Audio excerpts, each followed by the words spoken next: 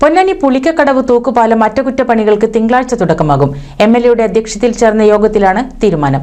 നേരത്തെ പുനർനിർമ്മാണം നടത്താൻ തീരുമാനിച്ചിരുന്നെങ്കിലും തെരഞ്ഞെടുപ്പ് പെരുമാറ്റച്ചട്ടം മൂലം അറ്റകുറ്റപ്പണികൾ വൈകുകയായിരുന്നു.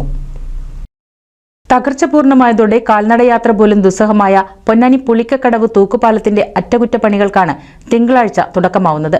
18 ലക്ഷം രൂപ ചെലവിലാണ് പൊന്നാനി മാറഞ്ചേരി പഞ്ചായത്തുകളെ ബന്ധിപ്പിക്കുന്ന പുളിക്കക്കടവ് കായൽ തീരത്ത് നടപ്പാലം അറ്റകുറ്റപ്പണികൾക്ക് തുടക്കം കുറിക്കുക. മാസങ്ങൾക്കകം അറ്റകുറ്റപ്പണികൾ പൂർത്തിയാക്കി യാത്രക്കാർക്ക് പാലം തുറന്നു കൊടുക്കുകയാണ് ലക്ഷ്യം. സർക്കാർ ഏജൻസിയായ കെല്ലിനാണ് നിർമ്മാണ ചുമതല.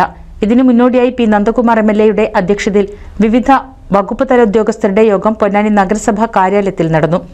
എംഎൽഎ ഫണ്ട് വിനിയോഗ പ്രവൃത്തി പുരോഗതിയും വിലയിരുത്തി.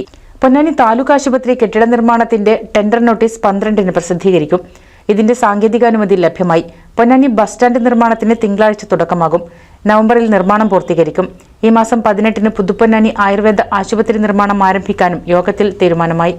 യോഗത്തിൽ എംഎൽഎക്ക് പുറമെ നഗരസഭാ chairman Sivadas Attupuram, vice chairperson Bindu Sidharthan, സ്ഥിരസമിതി അധ്യക്ഷരായ ഷീന സുദേശൻ, രജിഷ് ഉപ്പാല, ജനപ്രതിനിധികൾ, വിവിധ വകുപ്പ് ഉദ്യോഗസ്ഥർ എന്നിവർ പങ്കെടുത്തു.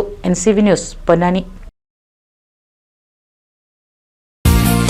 നൂതൻ ഫാൻസി ഓർണമെന്റ്സും cosmetic collection, new born baby ഐറ്റംസിന്റെ എക്സ്ക്ലൂസീവ് കൗണ്ടറുകളുമായി കൽപ്പക വെഡ്ഡിംഗ് സജ്ജമായിരിക്കുന്നു. ഏവർക്കും സ്വാഗതം.